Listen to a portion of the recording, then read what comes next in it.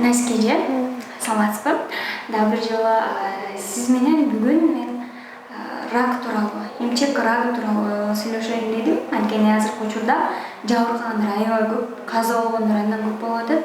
Эмчегин кесип атышат, ошол оорунун айынан. Ушул ооруга кенен токтолсок. Саламатсыздарбы. Ооба, негизи эле эмчек безинин рак илдети Кыргызстанда гана эмес, көптөгөн бул дүйнөдөгү көп өлкөлөрдө именно ошо заболеваемость деп коет, ошо ооругандардын ичинде, именно онкологиялык ооругандардын ичинде биринчи орунда турат. Кыргызстанда да биринчи орунда турат. Аябай көптөгөн аялдар ооруп атат. Ошо анткени бул оорунун башкы стадияларында эч кандай белгилери жок деп айтсак болот. Канча стадияга бөлүнөт? 4 стадия болот. Биринчи стадиясында мисалы шишик абдан эле кичинекей болот. Аны кол менен дагы тапсак кээ бир учурларда тапканга болбойт. Аялдын эмчеги мисалы көлөмү чоң болсо, обязательно деген текшерилиш керек да, УЗИ же маммография кылып. Анан 95% учурда деген бул шишик деген оорубайт. Ошондуктан шишик бар болсо дагы аялдар жүрө беришет. Кармап көрсө, кармалат, бирок оорубайт. Оорубагандыктан аялдар жүрө беришет, оорубайт. Может, балким башка аялдарда деле ошондой бар деп жүрө беришет. Анан уже кийин чоңоюп, дагы башка симптомдор кошулганда анан келишет да. Кандай симптомдор кошулат? Оорушу мүмкүн, үрпүдөн ар кандай кан, жыты менен выделениялар чыгышы мүмкүн. Анан колтук бездери чоңоюшу мүмкүн. Ал уже вторичное изменение деп коет да. Ошо анан рана ачылып кетиши мүмкүн, шишик жарылышы мүмкүн, терини дагы как тешип кетип, канап, ошондой болот да, ал уже распад опухоль, ошондой. Негизи оорубагандыктан аялдар жүрүп чоңойтуп 3-4 стадияда кайрылышат да докторлорго. Мисалы кармап көргөндө 3-4 стадиясын билинет да. Ал деген шишиктин размерине жараша болот. Анан негизи аялдар эмчегинде шишик же бирдеме пайда болгонун сезсе, ошол учурда эле докторго барса жакшы болмок. Негизи ошентиш керек. Бир жылда бир жолу УЗИ же 45 жашка чейин УЗИ, 45 жаштан кийин уже маммография дагы өтүп койсо, ошо рак илдетинин азыраак болмок да. Кеч 3-4 стадиядан биринчи жолу биз диагноз койгон рактарчы. Оору пайда болушу тууралуу айтсаңыз. Оору пайда болушу тууралуу көптөгөн факторлор бар. Азыр гендер бар. БРСА1, БРСА2, алардын мутациялары ошо эмчек безинин жана энелик бездин рагына алып келиши мүмкүн. Ал ошо илим менен как бы доказано. Ал деген ошо илимдүү бир илим жактан тастыкталган, ошо 2 гендин мутациясы ошо ракка алып келиши мүмкүн. Анан ошондой эле мисалы наследственная отягощенность деп коет, тукум куйт деп, анысы да болушу мүмкүн. 15%. Менин мамам, папам да бул оору рак болсо, менде да болушу мүмкүн. Болушу мүмкүн. Ага дагы карабайсыз, болушу мүмкүн, бирок фактор рискалар бар. Мисалы сиз бала төрөп эмизсеңиз, 2 жашка чейин эмизсеңиз, рак, эмчек безинин рагынын пайда болушунун пайызы азаят. Анткени вот именно эмчек эмизүү бул деген кандай бир профилактика болот да. Рак эмчек безинин рак илдетине, ошо залалдуу именно шишигине. Ошо. Демек, бала эмизүү аялдын өзүнүн ден соолугуна эле жакшы. Ооба, балага гана эмес, аялдын өзүнүн ден соолугуна дагы аябай жакшы таасир этет да. Анан бул рак оорусунун дарылоо этабы кандай болот? Дарылоо этабы ал индивидуалдуу, шишиктин размерине жараша, анан формалары бар. узловая, анан диффузная форма рака молочной железы деп коет. Аны доктурга барып биринчи биопсия алыш керек. Ракты тастыкташ үчүн негизи эле эмчекте пайда болгон ар кандай шишиктер болот. Любой шишикти шишиктин, допустим, рак же жакшы шишик экенин тастыкташ үчүн обязательно биопсия алыш керек. Бизде трипан биопсия деп коет. Ультразвук менен карап, анан именно ошол шишиктен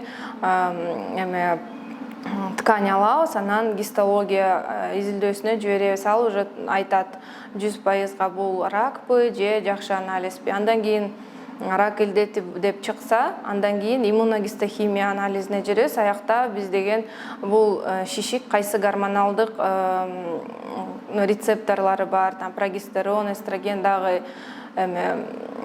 башка көрсөткүчтөрдү карап, андан кийин уже консилиум болот. Аякта негизи врач-маммолог болот, анан химиотерапевт, радиолог, хирург, ошолор отуруп анан чечишет, мындан ары кандай план болот депчи. Потому что ар кандай кээ бирлерде сразу операция кылат, кээ бирлерге биринчи химиядан башташ керек. То есть бул баары индивидуалдуу да.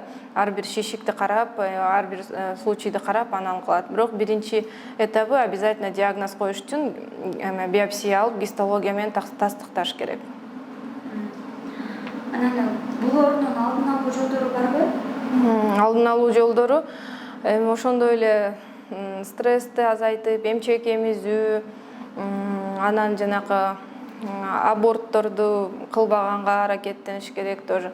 Анан эмчегиңизди бир жылда бир текшерип турушуңуз керек. Өзүңүздү бир айда бир жолу эмчегиңизди как бы самообследование деп кармалап, карап, анан шишик барбы жокпу ошону да карашыңар керек.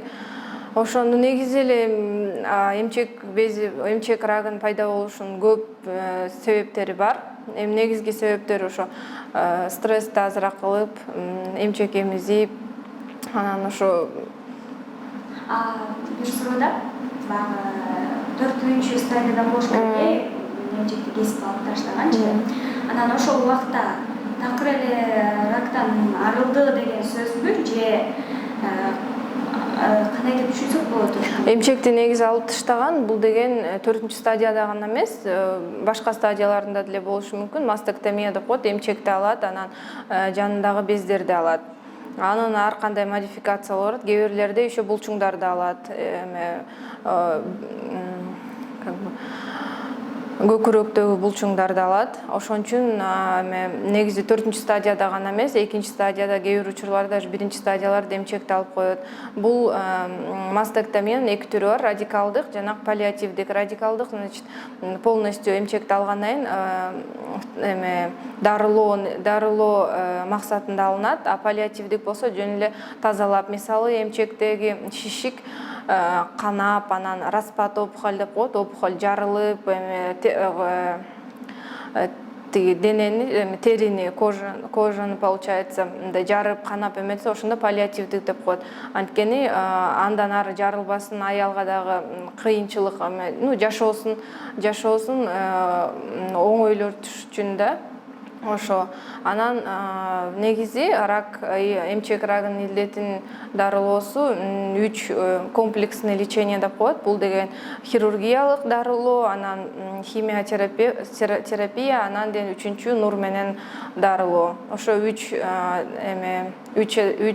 как бы составляющие, ошо 3-өн алып, анан дарыланыш керек негизи. Анан канча эрте табылса, ошончо жакшы болот. Бирок рак илдетинин дагы бир аябай жаман десек болот түрү бар, тройной негативный деген. Ошондо дагы прогнозу жаманыраак болот да. Ошондуктан биз именно прицельно химиотерапия алыш үчүн биз деген обязательно иммуногистохимический анализ өткөрүшүбүз керек да, ошол шишиктин. Ошондо что биз билишибиз керек кандай рецептордук түрү бул шишиктин.